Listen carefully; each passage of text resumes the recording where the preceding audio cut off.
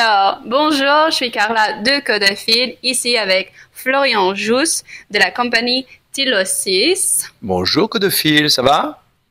Très bien, et toi? Ouais, très très bien. On est très heureux d'être là. C'est notre dernier jour à la Nouvelle-Orléans, en Louisiane. Mais on va donner ce qu'il faut ce soir lors de notre événement à l'Alliance française de la Nouvelle-Orléans. Et c'est génial. Et c'est génial. Est-ce que tu peux nous dire d'où t'es venu? Je viens de l'île de la Réunion. Qui est à 14 000 kilomètres de là. C'est une... Il y a une relation d'heures de vol. Oui, oui, en fait, il y a 11 heures de vol de la France. Donc, c'est-à-dire qu'il faut rajouter en plus les heures aux États-Unis. Donc, c'est-à-dire 8 heures, 9 heures, ça dépend. Et puis, on ne compte pas toutes les attentes dans les aéroports. Donc, au final, on voyage 2 jours, quoi. Une journée, quasiment 24 heures, en fait. Et pour ceux qui ne savent pas, l'île de la Réunion, c'est à l'est du continent de l'Afrique, pas loin du Madagascar. C'est ça. Donc, On est à quelques 2 heures d'avion de Madagascar. OK. Donc déjà, aller à Paris et puis Paris aux États-Unis, ça c'est le trajet. C'est ça. Et moi, en fait, je suis venu ici aussi au départ dans le cadre du programme de la Villa Albertine, dont j'ai été lauréat pour une résidence d'un mois à Puerto Rico. Et ça a encore augmenté le temps de vol parce qu'il fallait encore partir dans l'autre sens, dans les Caraïbes. Alors je pense on va un peu dans toutes les directions. Donc peut-être commencer au début, vers le début de notre histoire, parce que ça fait plus que 2 ans qu'on se connaît maintenant.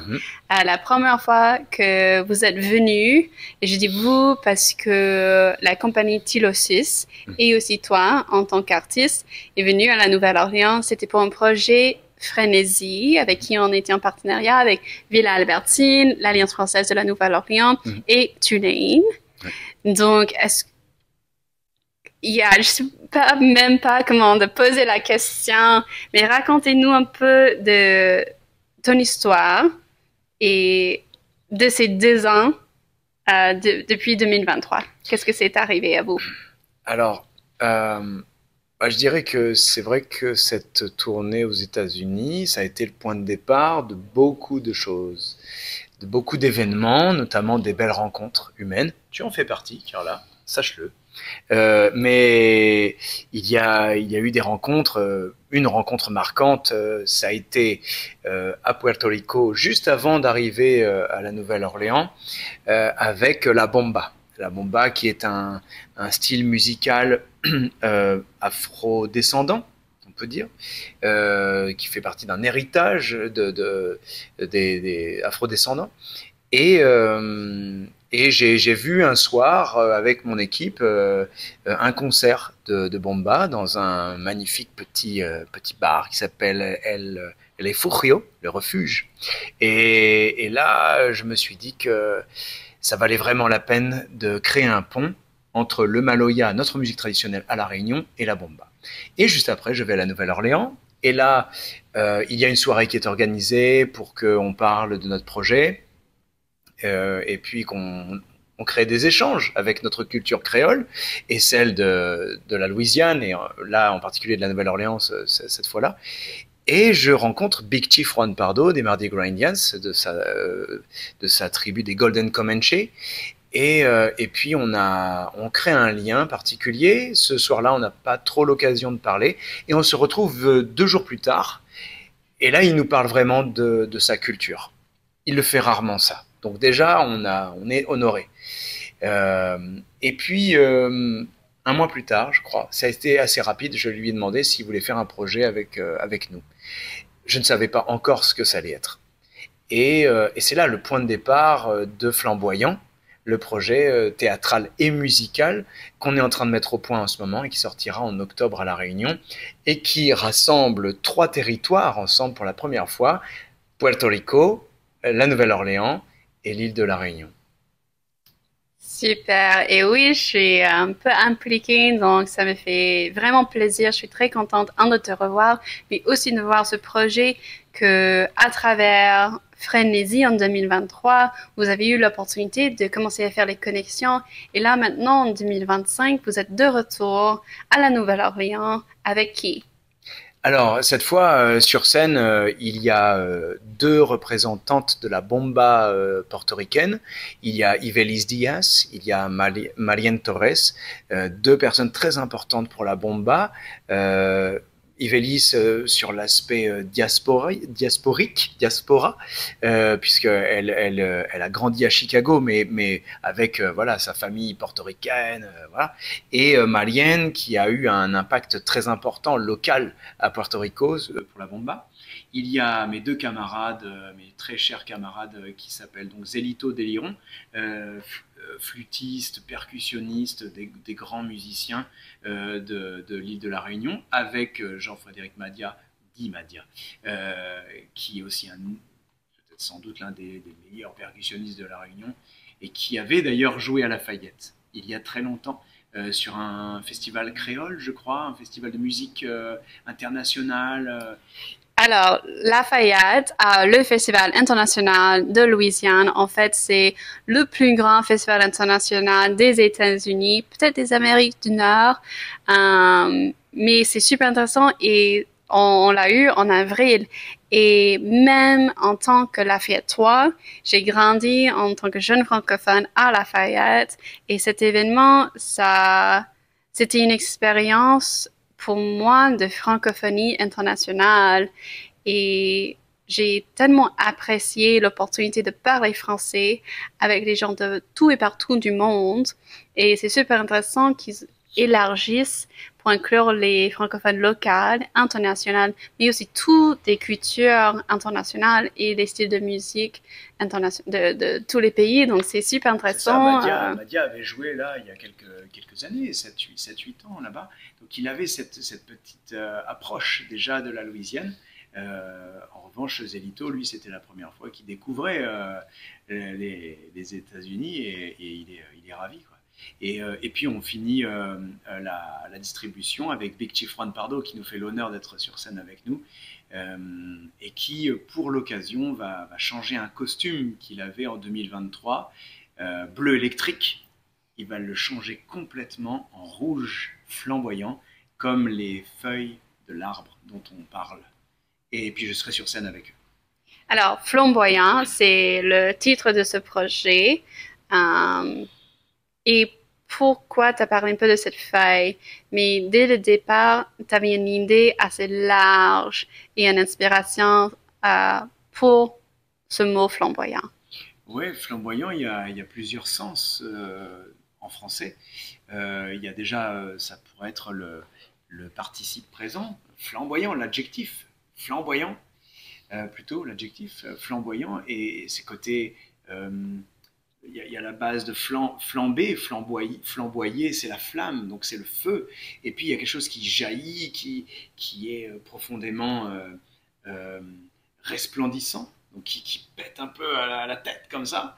Et comme on dit en créole à La Réunion, quand l'arbre fleurit, on dit il pète en flair. C'est vraiment, c'est comme un feu d'artifice.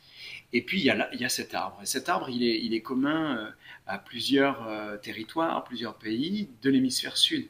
Et donc je voulais aussi, à travers cet arbre-là, qui est annonciateur de l'été, annonciateur d'un nouveau paysage pour nous, alors que cet arbre est particulièrement banal le reste de l'année, à un moment de l'année en particulier, il change tout. Et on voit plus ses feuilles, on voit presque plus son tronc, on voit plus ses branches, tellement il y a des feuilles rouges qui éclatent dans les yeux. Et donc ça devient... ça transforme le paysage et ça transforme un paysage en peinture presque. Et j'ai découvert qu'à Puerto Rico, eh bien, il y a un festival qui défend le flamboyant, qui rend hommage en fait à cet arbre, qui rend presque pictural en fait le paysage. Donc il y a tout ça. Et puis c'est la métaphore de l'artiste, c'est-à-dire que nous, quand on est en dehors de la scène, eh bien, on est comme ça dans la rue.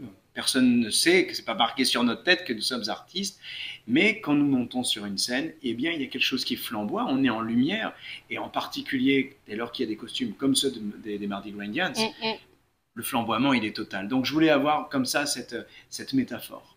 Et aussi, Big Chief Juan Pardo, il disait que ça lui a fait penser aux flamboyants dans les défilés. À la Nouvelle-Orléans, on a cette tradition de flamboyant qui tient ah oui, le flambeau, les flambeaux, pardon. Non, mais c'est vrai. Mais yeah, oui, les flambeaux. Bien sûr, c'est connecté. Yeah. La flamme est là et je pense que c'est même sûr pour la mise en scène, ça m'a beaucoup inspiré. La pièce sortira le 3 octobre 2025, donc à La Réunion, et cette histoire de flamme, on va beaucoup travailler sur les lumières pour ça. C'est-à-dire la flamme de la bougie, où on voit presque pas les gens, les interprètes, et ça rappelle aussi quelques chansons des Mardi Gras Indians où ils disent qu'ils cousent leur costume à la lueur d'une chandelle, candlelight, et c'est très inspirant pour moi, l'évolution de la flamme au cours du projet, dans le spectacle. On part de la bougie pour arriver au flamboiement total, avec beaucoup de lumière, et les costumes qui finissent la pièce. Alors, au niveau de mise en scène, raconte-nous un peu, on connaît de ce côté technique avec la lumière, mais parlons de l'eau, de la musique et l'aspect linguistique qui sera sur la scène. L'eau, c'est une pièce très organique, dans le sens où on fait référence beaucoup à la terre d'où l'on vient, la terre dont on nous a parfois spolié, la terre dont certaines personnes ont été arrachées. L'histoire de la terre est importante. Et puis on a le feu, comme on vient d'en parler. L'eau est majeure dans cette histoire parce que c'est l'eau qui fait le lien entre nos territoires. L'île de la Réunion est finalement connectée par l'eau de Puerto Rico et puis l'eau qui touche si on remonte le golfe du Mexique, et ben on remonte et puis on arrive au Mississippi et puis on arrive à la Nouvelle-Orléans. Donc l'eau, en fait, c'est notre grand lien. Et cette eau, elle est matérialisée sur scène par une sorte de petit bassin où il y a très peu d'eau, mais on peut faire beaucoup d'effets de lumière dessus. C'est là l'importance pour nous de l'eau. Et puis, quand on est insulaire aussi, on est un petit bout de terre au milieu de l'océan, et l'eau, parfois, peut être une sorte de rempart, de piège, de barrière, où on voit l'horizon, mais on ne voit rien au bout. Il y a un horizon qui est immense, qui peut être tout à la fois un horizon agréable. Oui, on voit un coucher de soleil sans aucun problème, mais aussi cette immensité de l'eau peut être parfois ça peut être moteur pas de phobie, mais enfin ça peut être anxiogène. Donc je voulais évoquer ça. Et puis par rapport aux langues, on dit que l'ancien nom de la Nouvelle-Orléans, c'est Bulbancha, the place we all can speak. Ça m'a beaucoup inspiré, comme si je voulais reconstruire à travers, parce que la situation se passe à l'île de la Réunion, à travers la Réunion, il y a une sorte de New Bulbancha, avec plusieurs langues qui se parlent, l'espagnol de Puerto Rico, le français, le créole réunionnais, le créole louisianais, puisque j'invite en bande-son un créolophone, et un ami par ailleurs, et l'anglais avec Big Chief Juan Pardo. Donc il y a une sorte de New Bulbancha qui se crée pour aussi indiquer que malgré toutes les langues, eh bien, ces personnes qui sont sur scène, ils sont connectés par autre chose, c'est la musique. Et cette musique, le lien, c'est l'Afrique. Parce qu'ils sont issus d'une diaspora forcée, hein, souvent c'est le cas, mais c'est peut-être d'ailleurs un pléonasme, mais c'est en tout cas l'esclavage a créé des situations nouvelles sur de nouveaux territoires. Et donc ces échanges-là ont créé une nouvelle richesse en quelque sorte, peut-être symbole d'une résilience artistique, culturelle. Et donc en créant ces nouveaux horizons, on a des nouvelles musiques qui se créent, des nouvelles langues, le créole. Et c'est ça dont je voulais parler dans la pièce. Et alors, pour ceux qui savent pas, Bolbancha, c'était le nom autochtone pour Choctaw, merci pour la précision, pour ce qu'on connaît maintenant en tant que ville de la Nouvelle-Orléans et cette région.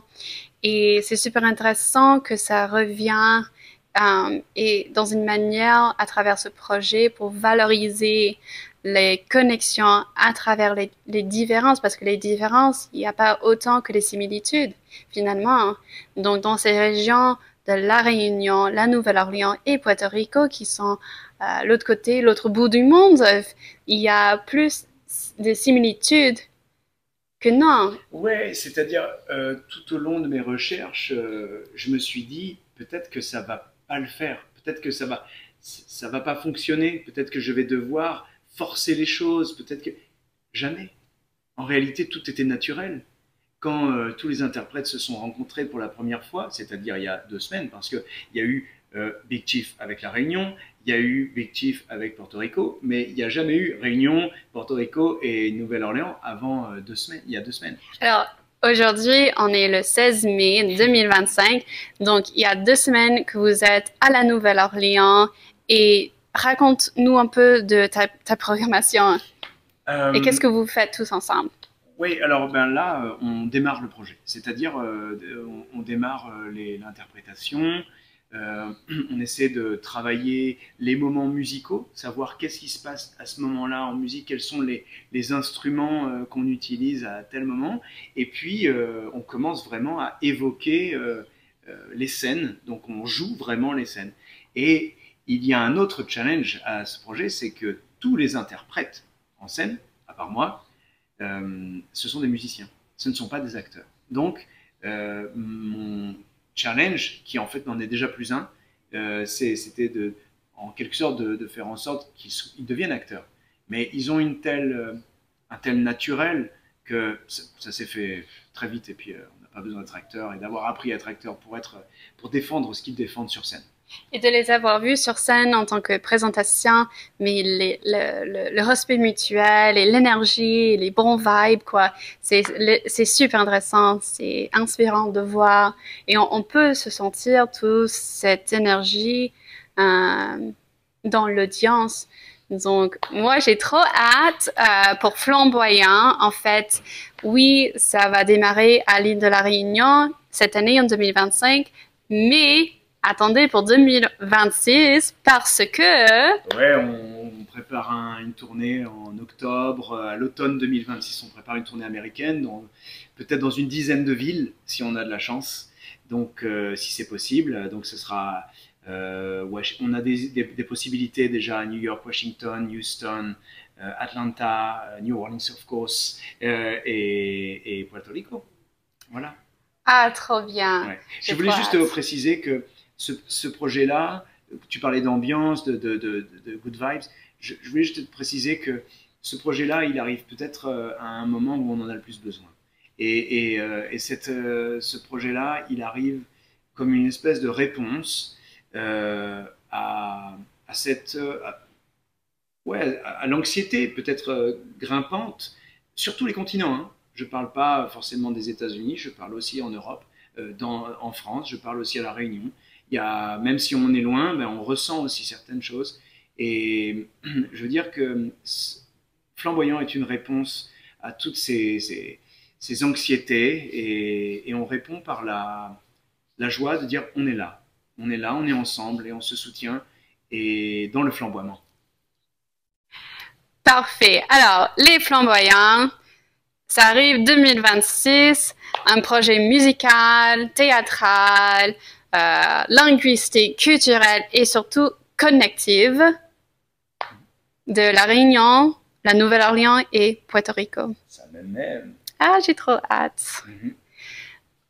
Je me suis rendu compte qu'on n'a pas parlé de toi. Qui es-tu? Ah, bah on peut le refaire là, si vous vite fait.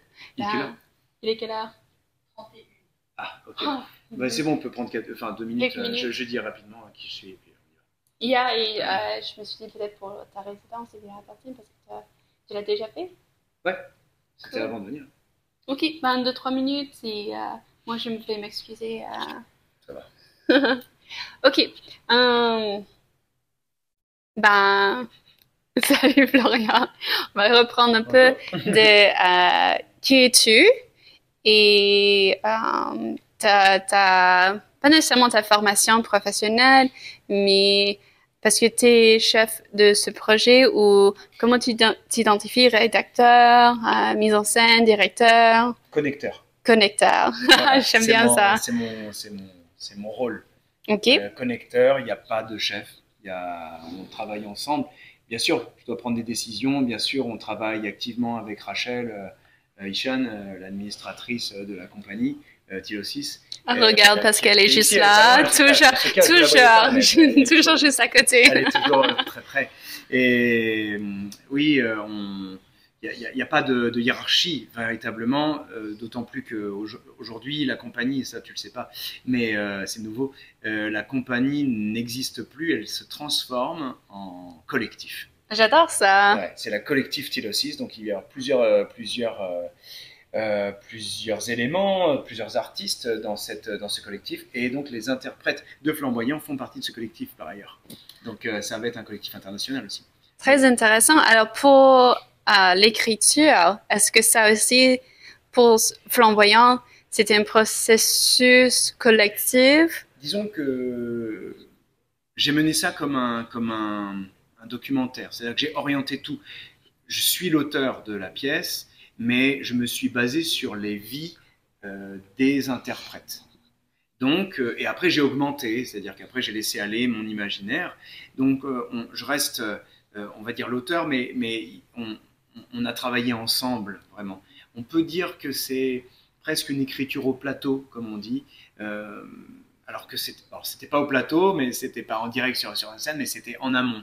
Donc c'est en amont du plateau, une écriture en amont du plateau où j'ai écouté vraiment les histoires de chacun et après j'en ai fait une histoire.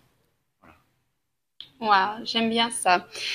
C'est super intéressant parce que ça se voit à travers les présentations et je n'ai pas encore vu le spectacle, mais le peu qu'on a vu à travers la présentation et comment ça s'appelle, genre script reading ou ce qu'on a fait tout à l'heure, yeah. ce que tu as vu, c'est on peut parler d'un work in progress, yeah. mais c'est une lecture théâtrale. Ça se dit en français, lecture théâtrale? On peut dire lecture théâtralisée, on peut dire lecture de texte. On a travaillé sur l'interprétation, on a gardé on travaille la musique en live et en même temps on a le texte en main. Donc on va dire c'est texte en main, quoi. Ouais, c'est partager des éléments de texte puisque les interprètes ne connaissent pas encore leur texte puisque ça fait pas très longtemps que je leur ai livré le texte final. Donc, ils ont besoin d'un peu de temps pour apprendre, c'est normal.